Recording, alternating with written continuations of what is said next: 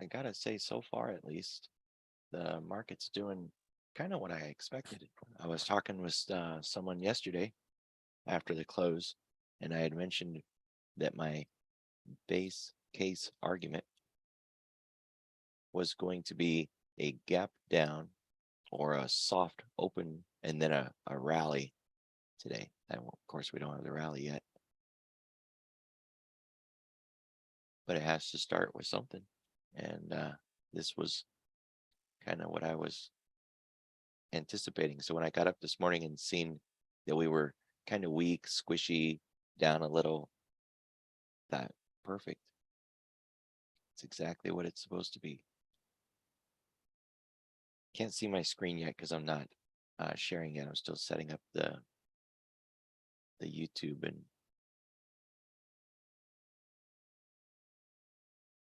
the back side of everything here.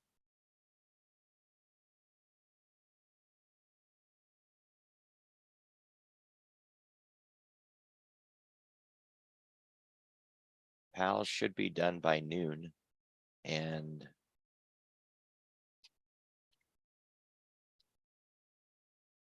then we should be good to go.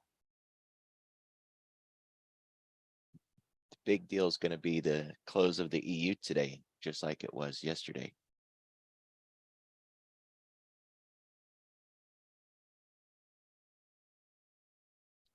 All right, that part's done.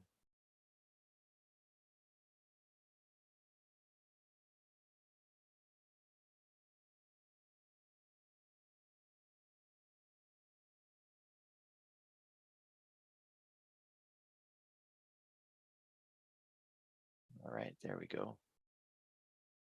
So good morning, everybody. A little patience with me. I'm still in a lot of pain, so I'm trying to get this accomplished, but I'm certainly not moving too fast.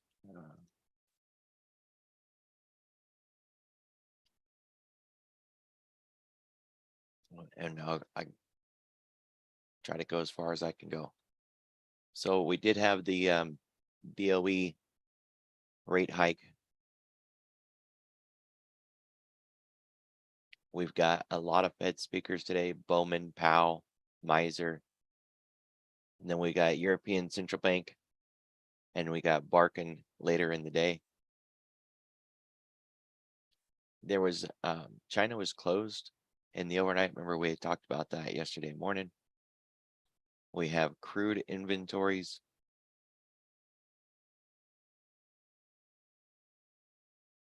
And it always screws me up because crude inventories are supposed to be Wednesdays, but because of the holiday, you know, it changed today. And it's just, I see that and I'm thinking, man, what the heck? Good morning, good morning.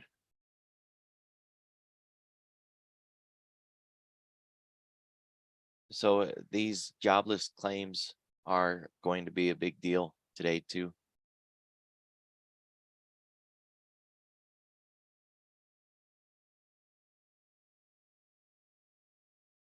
We're looking for this kind of a line in the sand at 264, 267.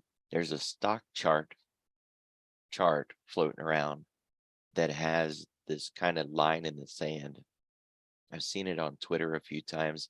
I don't know if it's David Keller's or Martin Prigg, one of the guys from Stock Charts, but that 264 or 267, it's a real important level. So the forecast coming in a little light on that, we're going to want to really keep our eye on that number, because if it surprises the other way, oh boy. Oh boy.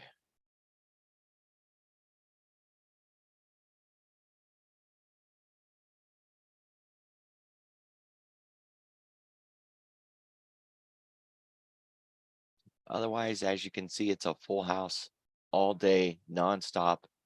And we got a lot coming out of Japan tonight. So it's going to be a really big deal. Watch that currency pair. And think about how your account would look if the S&P was to move 4% in the next 24 hours, up or down.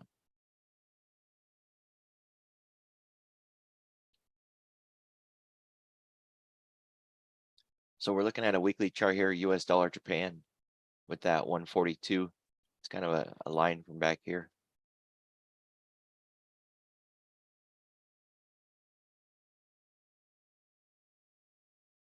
We got this really large cup.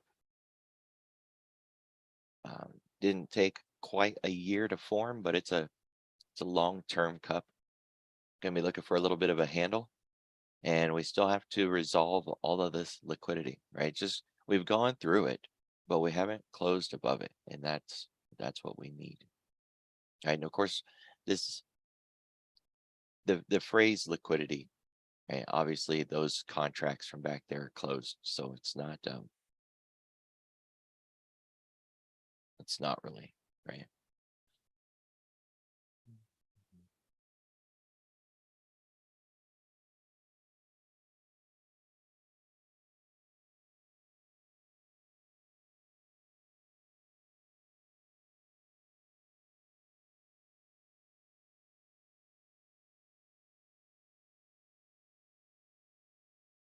All right, and we do have the crude inventories today. We're still range bound in this trash. Got a whole lot of nothing changed from that point of view, right? But when we get on the weekly, you can really see that defense along these lows, how it really gets bid back up below 70. So kind of watching that today. If we dip down there, it might make for a little bit of a Momo run back up, right? A little momentum play. Otherwise, breaking down, for real this time might offer a chance.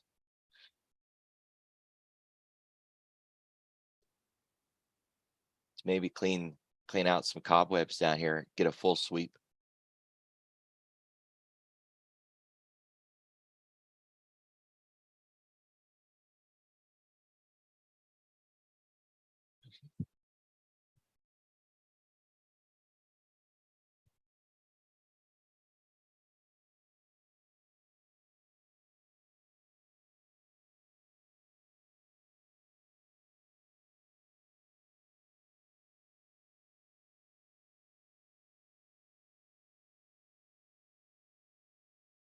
I did mention it was a full house today. You can see nearly every hour on the hour all the way up until 1 o'clock.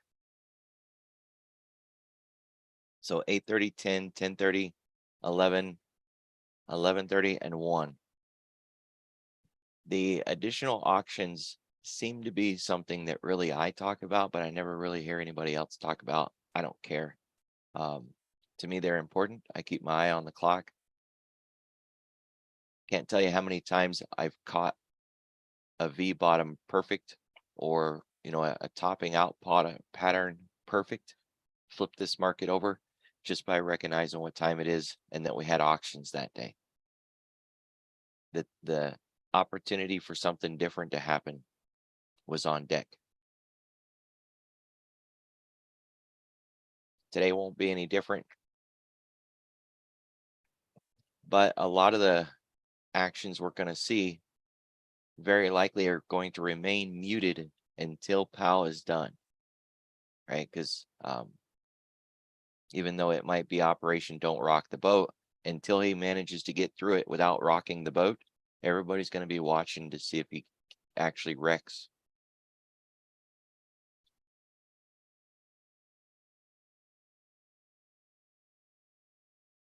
We are underneath the 10-day now.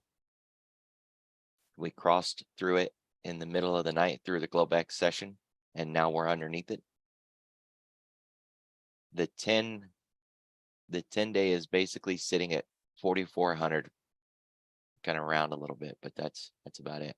The cog line is the Globex open, 44.10, 44.11, close enough. We have an MDP, is we're under the daily pivot and we haven't touched it. And even with Asia closed, or some of Asia closed, we got some elevated volume this morning. So certainly a lot of participation.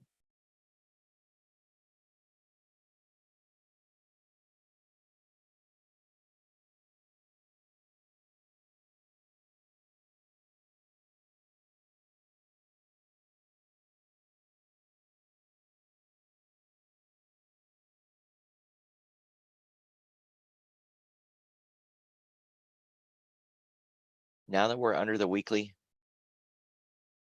we want to maintain this bearish bias. It's not to say that we can't go long, just that any long trades we want to take are underneath resistance, and they have to fight through that resistance before they're clear skies and clean trades. So we're going to be looking for bearish neutral to bearish positions. Maybe neutral bullish.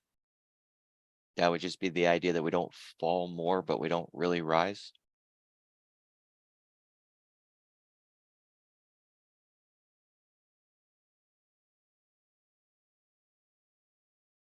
$10-day, 30-minute volume profile. When we're at the low, we expect to go to the high. When we're at the high, we expect to go to the low. The other day, the point of control was at the bottom. Now it's more than halfway through the chart, and we are underneath it. So we managed to get through it and above it. I say it that way, but really it wasn't there to go through, right?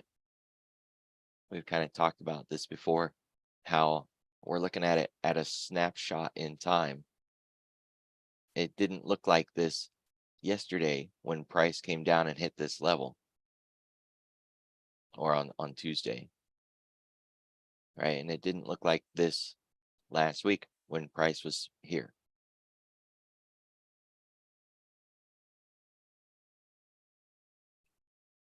So any move up, like I'd already mentioned, has a lot of trash in the way, including this point of control. So it's not support, it's not resistance, but it does elevate where a lot of traction was at, a lot of activity, and got to have an expectation that if we get back into that same spot, there'll be a lot of activity again.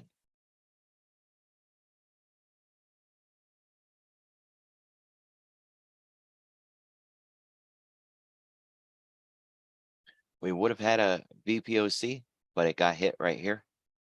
So there's no reason to really even draw it out.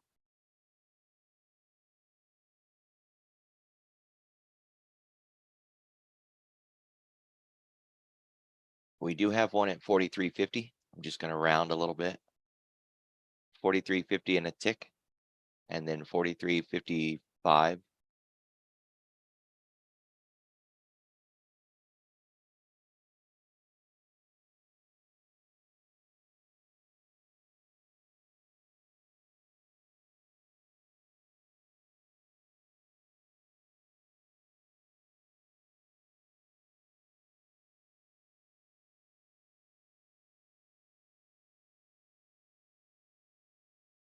So the idea here that I was talking about with somebody yesterday is the setup that we have, kind of a TRB setup.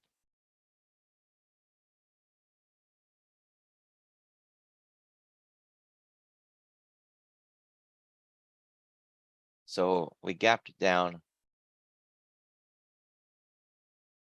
managed a V bottom, but we couldn't really get above where we had opened. That was on Tuesday.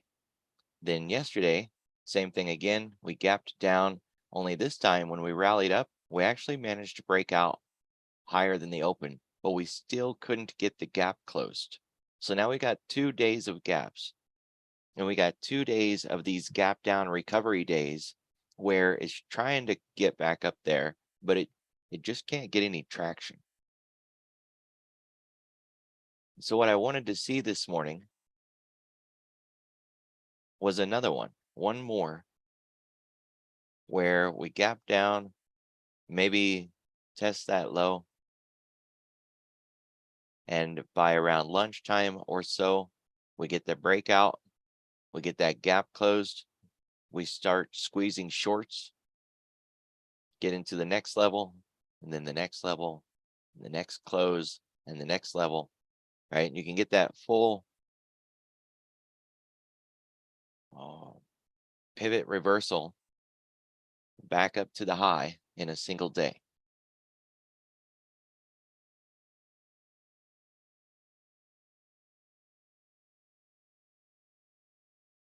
I don't know that we're going to get that, right? But that's what I was talking about yesterday, um, or last night, as a potential play today.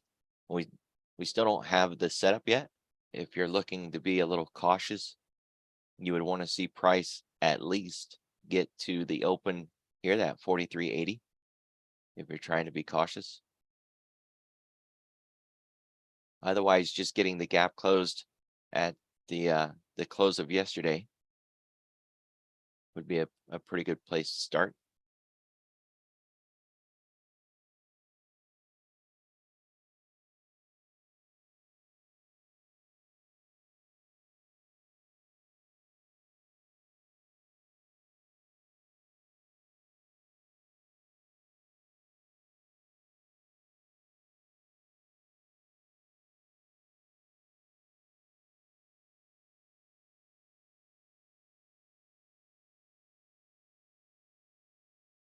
All right, nat gas, energy, gold, consumer staples, semiconductors, bonds, airlines, emerging markets. It might have been easier just to mention what wasn't down this morning, because all of those are down.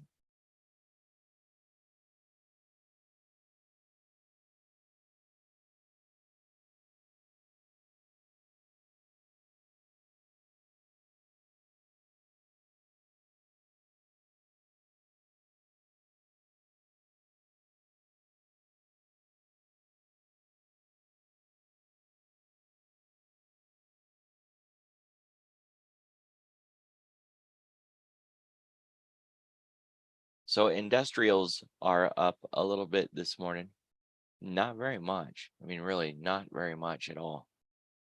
Our benchmark is 0.5%, but we don't have anything that's up 0.5% that we could look for or look at other than the VIX. But the VIX just had options expiration. So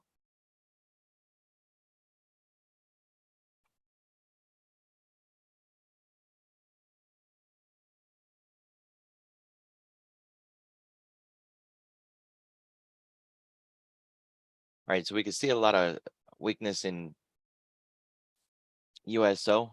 Remember, with the crude inventories data today at 10:30, you could see an opportunity to play this little short term.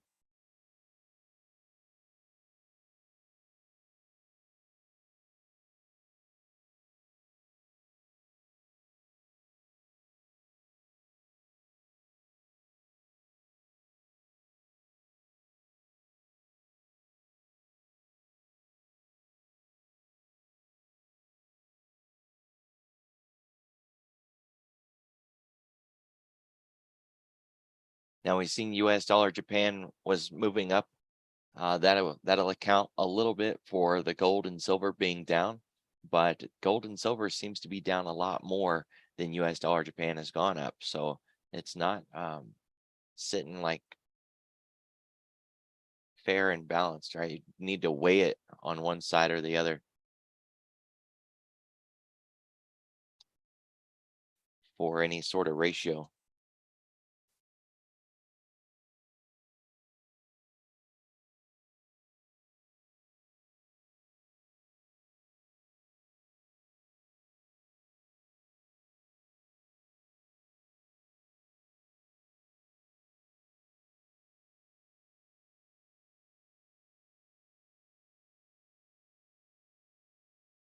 Tesla got some news again this morning, causing it to really sell off.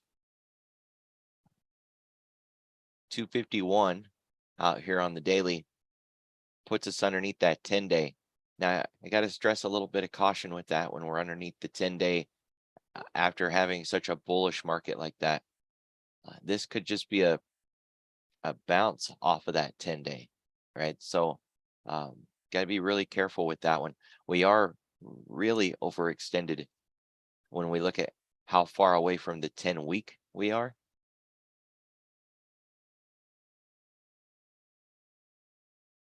So that's something that's got to be considered as well. It was due a pullback one way or the other. It was due for a pullback because it was just so extended.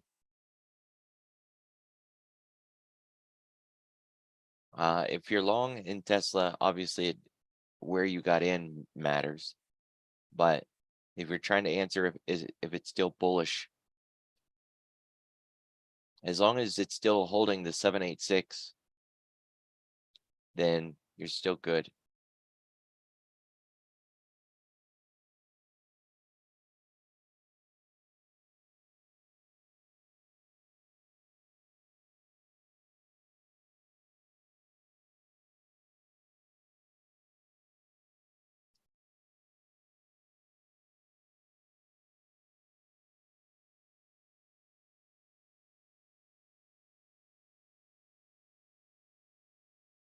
So you can see we didn't hit our target. It didn't get to the 1, 2, 3, 6. Got the 2-bar reversal. Now we're just back to 100. We could pull back to 238.5, and it would still be bullish in the bigger picture.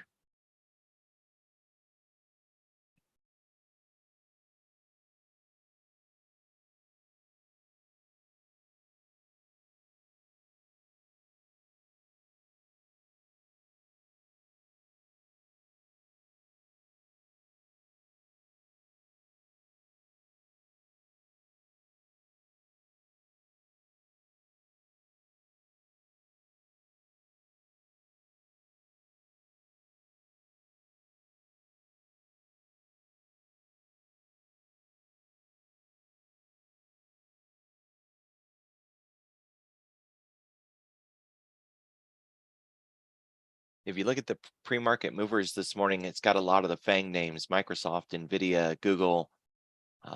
So you got the FANGs making noises already this morning.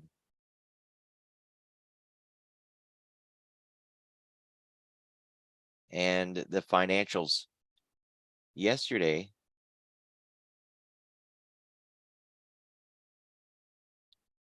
those financials, they didn't do too bad of a job trying to stay above that VWAP. They certainly look a lot better than the FANGs did yesterday.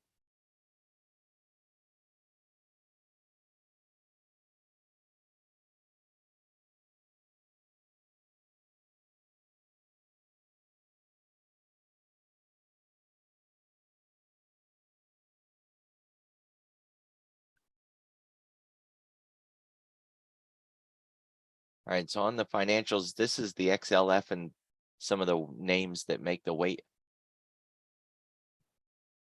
Looking inside here, this doesn't seem to be what's giving it any attention. So we'll try KRE.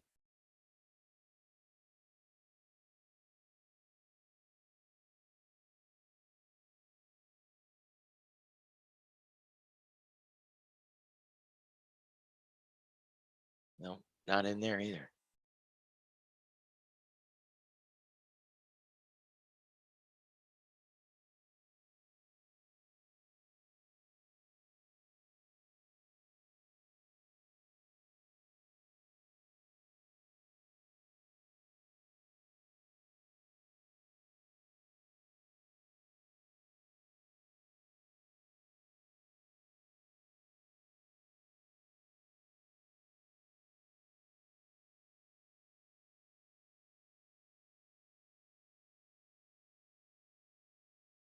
Well, I'll tell you, it doesn't seem like we're getting a lot, which makes sense, right? They're gonna wait on Powell.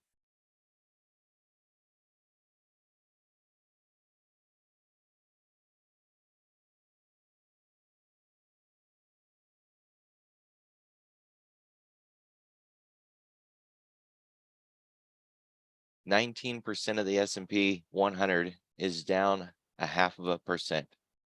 Not overly bearish.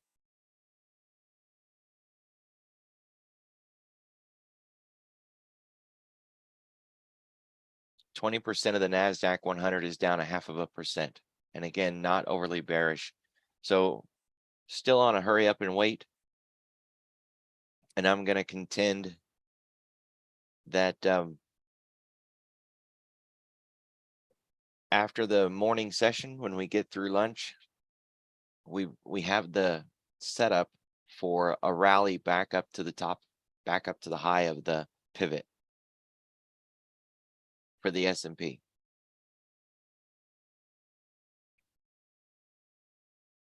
We're kind of due for it, right? It's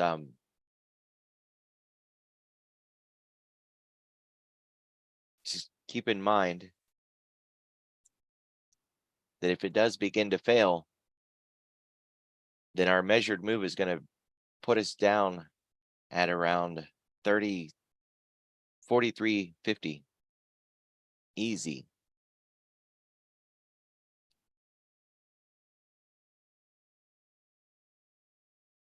What I've been focused on is this big day here from 616, 615. Measure that one day.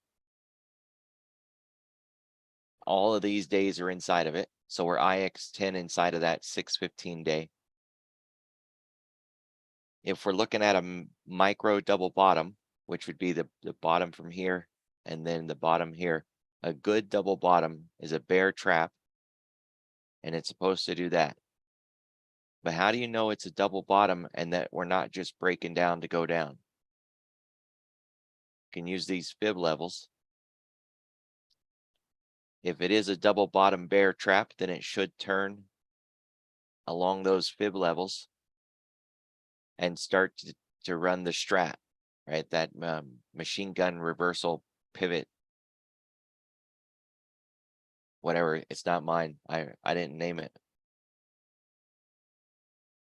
Otherwise, a breakdown below that 1, 2, 3, 6 starts offering the measured move of this candle from the high here to the low here.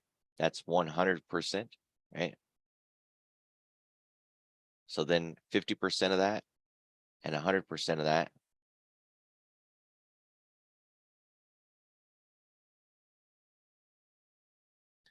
But this is a very clean setup for a TRB, trendline breakover. And on the SPX, what it'll look like is a gap down, and then hopefully we get it today, that rally back up. It's very, very bullish to have that setup. Here's one of the famous ones from last year, where we closed here. Things were really negative in the overnight. We opened here, had a little more weakness, and then we ripped. And you see that TRB setup. That is a monster candle that day.